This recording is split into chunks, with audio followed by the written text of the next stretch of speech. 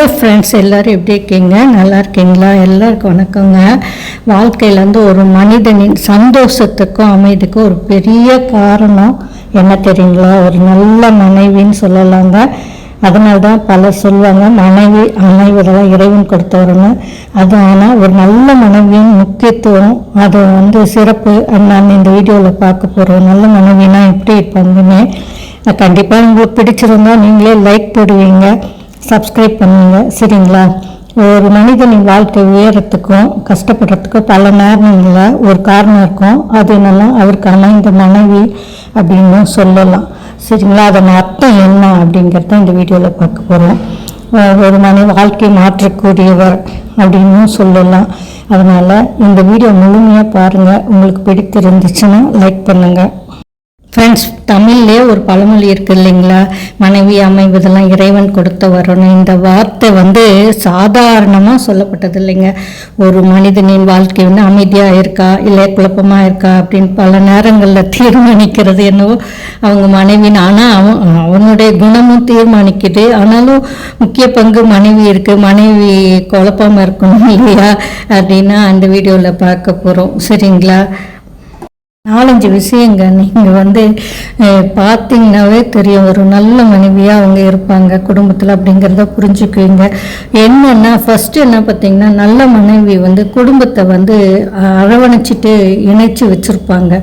கணவர்கள், அப்புறம் குழந்தைங்க, உறவினர்கள் எல்லாத்தையும் சமநிலையோடு பார்த்துக்குவாங்க. விட்டேத்தியாக இருக்க மாட்டாங்க. அவங்க கணவரை பார்க்காம குழந்தைங்கள பார்க்காம யார் வந்து கெஸ்ட்டு வந்தாலும் கவனிக்காமல் அப்படிலாம் இருக்க மாட்டாங்க.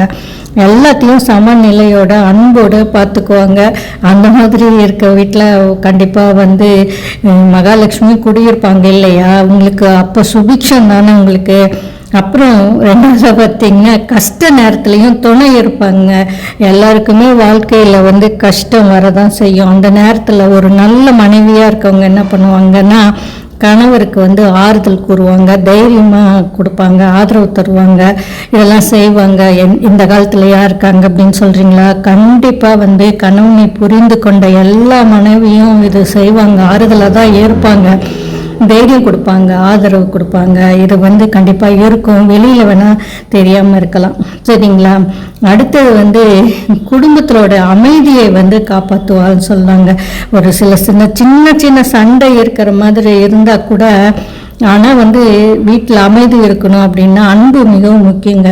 ஒரு நல்ல மனைவியாக இருக்கவங்க வந்து சின்ன சண்டையை கூட பெரிதாக்க மாட்டாங்க. அதை சமாளிக்கிறதுக்கு தான் முயற்சி செய்வாங்க. குடும்பத்தில் வந்து அமைதி காத்துட்டு போவாங்க, சரிங்களா? அடுத்ததாக பார்த்திங்கன்னா, குழந்தைகளோட வளர்ச்சி முக்கிய பங்கு இல்லைங்களா வாழ்க்கைக்கு. அந்த முக்கிய இப்போ குழந்தைகளுடைய பழக்கம், அவங்களுடைய வளர்ச்சி, இதெல்லாம் வந்து பல நேரங்களில் அம்மாவின் வழிகாட்டுதலால் வந்து உருவாகுது இல்லைங்களா?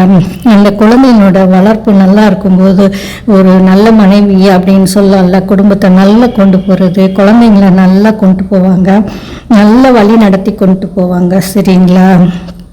அடுத்தது பார்த்திங்கன்னா, அன்போடையும் புரிதலோடையும் இருப்பாங்கங்க. கண்டிப்பாங்க நல்ல மனைவியாக இருக்கவங்க ஒரு ஹஸ்பண்ட்கிட்ட அன்பாக இருப்பாங்க.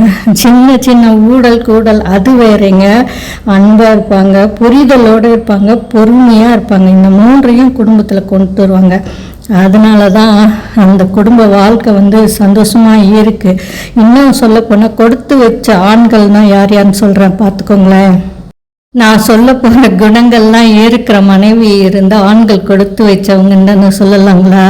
என்னென்னா, புரிந்து பேசுகிற மனசு இருக்கவங்க, சின்ன விஷயங்களுக்கும் மதிப்பு தர குணம் இருக்கவங்க, கஷ்ட நேரத்தில் கைவிடாமல் இருக்க துணைங்க, அப்புறம் கணவனின் கனவுகளுக்கு வந்து ஆதரவு கொடுக்குறவங்க, மரியாதையும் அன்பும் சமமாக கொடுக்குறவங்க, சரிங்களா? குடும்பத்தையும் உறவுகளையும் இணைத்து வைக்கும் திறன் இருக்கிறவங்க, எப்பொழுதும் வந்து கோபத்துலேயும் நிதானமாக இருக்காங்க, பார்த்தீங்களா? சில நேரம் கோபப்பட்டால் தான் வாழ்க்கையை நடத்த முடியும். இருந்தாலும் அந்த கோபத்துலேயும் அவங்களுடைய எல்லையை தாண்டாமல் அந்த நிதானத்தமாக இருக்காங்க இல்லையா அவங்க.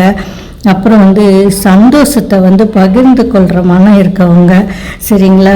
இதெல்லாம் இருக்கவங்க கண்டிப்பாக நல்ல மனைவியாக தான் இருப்பாங்க, சரிங்களா? அழகு வந்து உருவத்தில் மட்டும் இல்லைங்க, மனசில் தான் இருக்குது, மனசுலேயும் இருக்குது. புரிந்து கொண்டு வாழ்க்கை நடத்தும்போது வந்துங்க வாழ்க்கை அப்படியே சொர்க்கம்தான் சொல்லலாம். எல்லாருக்கும் அமையணும்.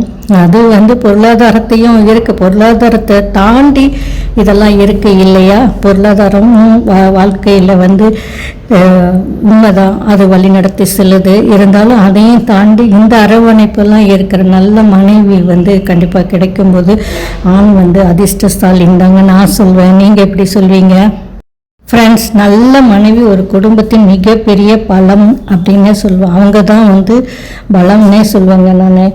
நம்முடைய முன்னோர்கள் அதனால தான் மனைவி அமைவதில் இறைவன் கொடுத்தவரன்னு சொல்லியிருக்காங்க போல இருக்குது. ஒரு நல்ல குடும்ப வாழ்க்கைக்கு அன்பு வேணுங்க, புரிதல் வேணுங்க, மரியாதை வேணுங்க. இது 3 மிக முக்கியங்க.